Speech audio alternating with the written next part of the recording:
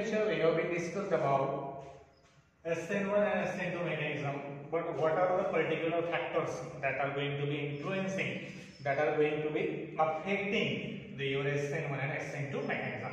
तो देखते हैं कि SN1 और SN2 मैकेनिज्म में कौन से ऐसे फैक्टर है कि जो उन्हें इन्फ्लुएंस करते हैं।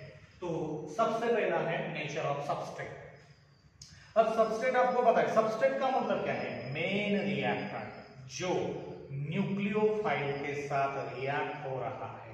और SN1 SN2 में हम लोगों ने देखा था जो मेन रिएक्टेंट था जो कि न्यूक्लियोफाइल के साथ रिएक्ट होता था वो था आपका अल्किल हैलाइड। अब SN2 में हम लोगों ने अल्किल हैलाइड लिया था प्राइमरी, और SN1 में हम लोगों ने अल्किल हैलाइड लिया था टर्शियरी। ठीक है, तो अब नेचर ऑफ सबस्ट्रेट, अब हम लोग जाएंगे SN2 के लिए।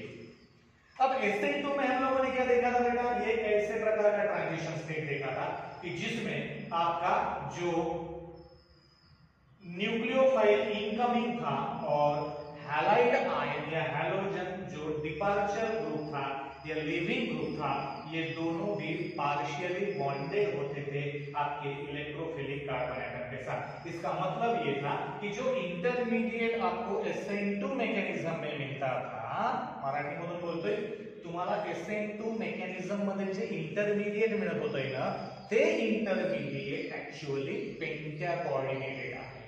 वो कितना है? Penta coordinated. देखिए 1 2 3 4 5।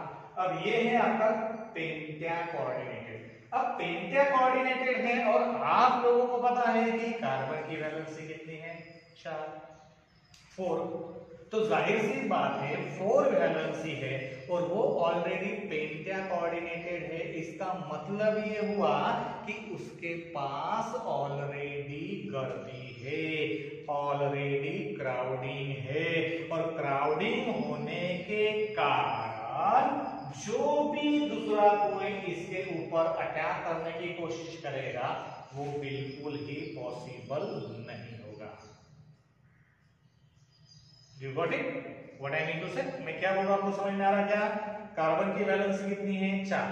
अब कार्बन की वैलेंसी 4 है तो हम मानेंगे कि नहीं यार ये ठीक है, अब इसके साथ ना कोई रिएक्ट होगा, ये अपने आप वैसे ही स्टेबल है, 4 वैलेंसी लेके बैठा है। लेकिन ऑलरेडी यहाँ पे कार्बन की वैलेंसी 5 है और कार्बन की वैलेंसी 5 होने के कारण फिर से वहां पर हम लोग अगर गर्दी करना चाहेंगे, ऑलरेडी 4 चाहिए तो 1 एक्स्ट्रा है, और फिर से ऊपर से बोलेंगे कि और 1 एक्स्ट्रा लो, तो पॉसिबल रहेगा क्या? नहीं रहेगा। इसलिए यहाँ पर क्राउडिंग है। ठीक है, क्राउडिंग इफेक्ट है, स्टेरिक हिंड्रेंस है। यहाँ पे क्राउडिंग मतलब ये पांचों के वजह से, स्टेरिक हिंड्रेंस भी बोलेंगे, क्राउडिंग इफेक्ट भी बोलेंगे। अब ये पेंटा कोऑर्डिनेटेड है, इसीलिए ये जो आपका SN2 मैकेनिज्म ये कैसे फेवर होगा? फिर ये होगा सिर्फ और सिर्फ प्राइमरी अल्किल हैलाइड के लिए। अब प्राइमरी अल्किल हैलाइड क्यों बेटा? क्योंकि प्राइमरी अल्किल हैलाइड अगर हम देखेंगे तो ये जो है H H और H X, ये हुआ आपका प्राइमरी अल्किल हैलाइड।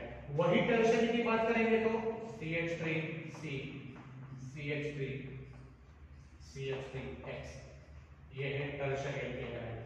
अब इसमें देखिए यहां पे सिंगल एटम है, यहाँ पे ग्रुप ऑफ एटम है, that is the bulkier alkyl group. Bulky मतलब मोठ्या प्रमाणात असणारा हा एक छोटासा हायड्रोजन आहे ना, एटम आहे, आणि हा ग्रुप ऑफ एटम आहे। मग आता बघा, एक सिंगल एटम आणि ग्रुप ऑफ एटम याच्यामध्ये फरक नाही आहे का?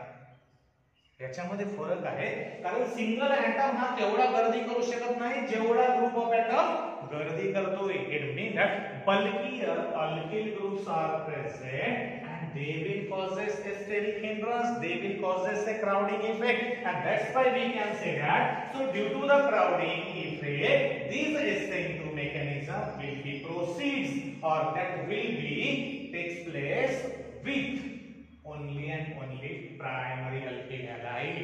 It means that these primary alkyl halides are preferentially would to go by means of a SN2 mechanism.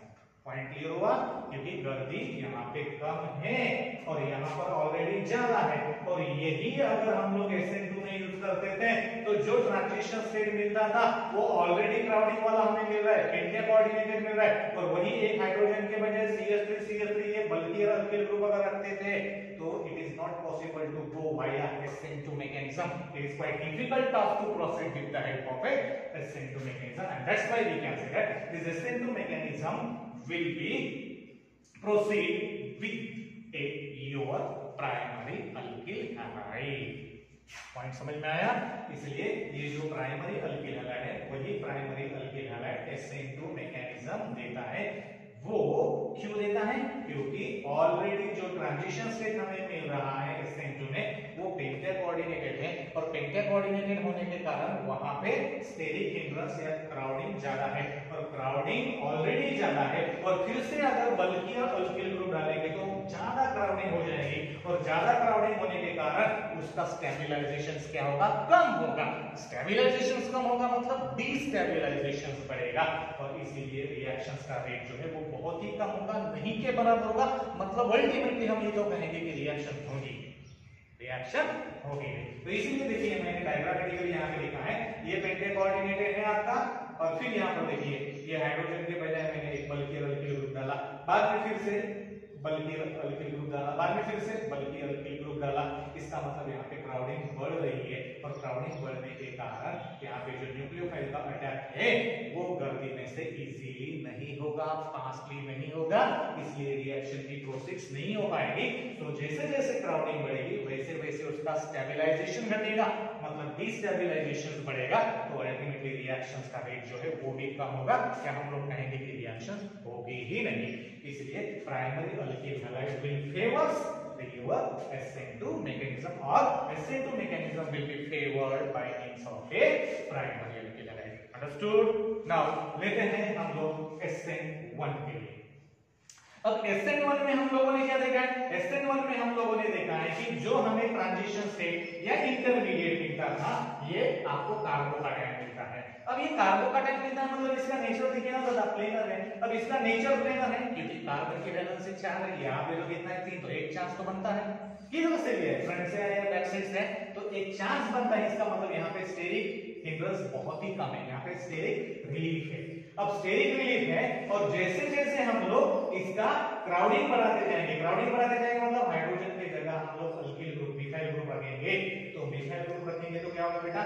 ये है आपका अल्फा कार्बन एटम, और ये अल्फा कार्बन एटम अगर हम लोग कंसीडर करेंगे तो यहाँ पे हम लोग क्या कह पाएंगे कि ये कार्बन एटम के पास 3 हाइड्रोजन है, लेकिन ये जो मिथाइल ग्रुप है, ये मिथाइल ग्रुप के पास टेंडेंसी है इलेक्ट्रॉन पेयर डोनेट करने की, और ये इलेक्ट्रॉन पेयर किसके साथ डोनेट करेगा? कार्बन के साथ। इलेक्ट्रॉन पेयर मतलब क्या है? सिंगल कोवैलेंट बॉन्ड के ऊपर के जो इलेक्ट्रॉन है वो इलेक्ट्रॉन इसके तरफ पुश करेगा, कार्बन की तरफ, पॉजिटिवली चार्ज कार्बोनियम आयन या कार्बन की तरफ। इसका मतलब ये जो आपका अल्फा नाम का जो दिया है यानी मिथाइल ग्रुप जो है वो इंडक्टिव इफेक्ट देगा, और कौन सा इंडक्टिव इफेक्ट देगा?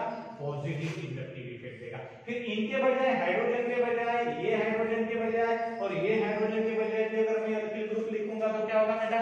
इंडक्टिव इफेक्ट बढ़ेगा।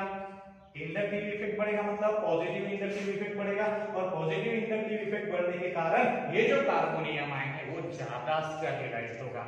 पॉजिटिव है मतलब इलेक्ट्रॉन डेफिशिएंट है, इलेक्ट्रॉन डेफिशिएंट है मतलब क्या है? उसको इलेक्ट्रॉन चाहिए। इलेक्ट्रॉन का तो गरीब आहे, गरीब माणसाला काय पाहिजे? काही ना काही पाहिजे। हा इलेक्ट्रॉन का गरीब आहे म्हणजे त्याला काय पाहिजे? इलेक्ट्रॉन पाहिजे। मग इलेक्ट्रॉन हा देत आहे, परत हा पण देत आहे, परत हा पण देत आहे, म्हणजे हा इलेक्ट्रॉन पेयर घेऊन काय होईल? स्टॅबिलाइज होईल। कोण? तुमचा कार्बोनियम आहे, आणि त्याच्यामुळे याचा जो रिएक्शनचा रेट आहे तो वाढणार। दुसरा महत्त्वाचा मुद्दा परत काय बेटा? इथे आपण बघा हे जे तुमचं कार्बन आहे, कार्बनकडे हायड्रोजन म्हणजे हा अल्फा कार्बन म्हणजे हा अल्फा हायड्रोजन झाला। मग अल्फा हायड्रोजनकडे एक टेंडन्सी असते काय करण्याची? तो हायड्रोजन तुमच्या पॉझिटिव्ह कार्बनला देण्याची। हा हायड्रोजन पॉझिटिव्ह कार्बनला देतो, हा हायड्रोजन इथे लावणार आणि इथे तुम्हाला प्लस चार्ज देईल, म्हणजे त्याला नो बॉन्ड रेझोनन्स म्हणतोय। नो बॉन्ड रेझोनन्स म्हणजे काय? तुमचा हायपर कॉन्जुगेशन। आणि आपल्याला माहित आहे जेवढे हायपर कॉन्जुगेटिव्ह स्ट्रक्चर तेवढं त्याचं स्टॅबिलिटी जास्त, आणि स्टॅबिलिटी जास्त म्हणजे काय? रिएक्शन देण्याची रिएक्शन रेट हा जास्त। म्हणूनच आपण काय म्हणतोय की अल्फा कार्बन एटम कडे जे तुमचे अल्फा हायड्रोजन एटम आहे त्याच्यामुळे हायपर कॉन्जुगेशन तुमचं वाढत आहे आणि हायपर कॉन्जुगेशन वाढल्यामुळे काय होईल, स्टॅबिलिटी वाढणार आणि स्टॅबिलिटी वाढल्यामुळे तुमच्या रिएक्शनचा रेट जास्त होणार. म्हणजेच याचा अर्थ असा की SN1 mechanism will be favored by means of a tertiary equivalence. Understood? Now next is nothing but the nucleophilicity of the reagent. Now nucleophilicity means what? Nucleophile. This nucleophile will contain a pair of electron and these electron pairs are try to make a bond with the electrophilic carbon. ये जो आपका nucleophile है, ये nucleophile क्या करेगा, आपका जो electrophilic carbon atom है ना, इसके साथ क्या तैयार करेगा, बॉन्ड तैयार करेगा. अब ध्यान दीजिए, ये न्यूक्लियोफाइल के ऊपर दो इलेक्ट्रॉन का मतलब क्या है, नेगेटिव चार्ज. अब ये नेगेटिव चार्ज है, कार्बन के ऊपर पॉजिटिव चार्ज है, तो हो गया बराबर लवी-डवी, पॉजिटिव और नेगेटिव. जिसके अंदर क्या होता है, अट्रैक्शन. अट्रैक्शन का मतलब क्या है, बॉन्ड फॉर्मेशन. तो ultimately bond formation will be there. तो ये न्यूक्लियोफाइल जो है, ये न्यूक्लियोफाइल के पास ऑलरेडी पेयर ऑफ इलेक्ट्रॉन है और ये पेयर ऑफ इलेक्ट्रॉन क्या करेगा, ये इलेक्ट्रोफिलिक कार्बन एटम को देगा और क्या तैयार करेगा बेटा, बॉन्ड तैयार करेगा. And that's why we can say that जितना भी पावरफुल आपका न्यूक्लियोफाइल रहेगा, नोट दैट, ये पॉइंट को अंडरलाइन कीजिए, जितना भी पावरफुल आपका न्यूक्लियोफाइल रहेगा उतना ही जल्दी से जल्दी वो इलेक्ट्रोफिलिक कार्बन एटम के साथ अटैक करेगा, उसके साथ में बॉन्ड तैयार करेगा. मतलब क्या है, रिएक्शंस का रेट बढ़ाएगा. एक एग्जांपल देतोय मी तुम्हाला. हा इलेक्ट्रोफाइल म्हणजे पॉझिटिव्ह चार्ज आहे. आता पॉझिटिव्ह चार्जला काय करायला पाहिजे बेटा, इलेक्ट्रॉन देणारा पाहिजे. मग इलेक्ट्रॉन देणारा म्हणजे एक एक्झाम्पल, जसं एकाला पैशाची गरज आहे आणि दुसरा पैसे त्याला देत आहे, पण पैसे देणारा जर थोडासा दुसराही करत असेल, आता देऊ की देऊ, मी दिलं तर तो पैसे देणार की नाही देणार, म्हणजे याचा अर्थ तो वाटच पार जातो आणि हा देणारा देतच नाही. म्हणजे त्यांच्यामध्ये बॉन्डिंग होईल का, देवाणघेवाण होईल का, पैशाची नाही होणार. पण एखादा पटकन दुसरा माणूस आला आणि त्याने जर पैसे देऊन दिले तर देणाराही खुश आणि घेणारही खुश आणि त्यांच्यामध्ये बॉन्डिंग कशी होईल, खूपच तगडी जाईल. That's why we can say that strong nucleophile will favor SN1 mechanism, while the weak nucleophile will favors the SN2 mechanism. This is simple one. And last is the solvent polarity. एक ही detail में नहीं जाऊंगा.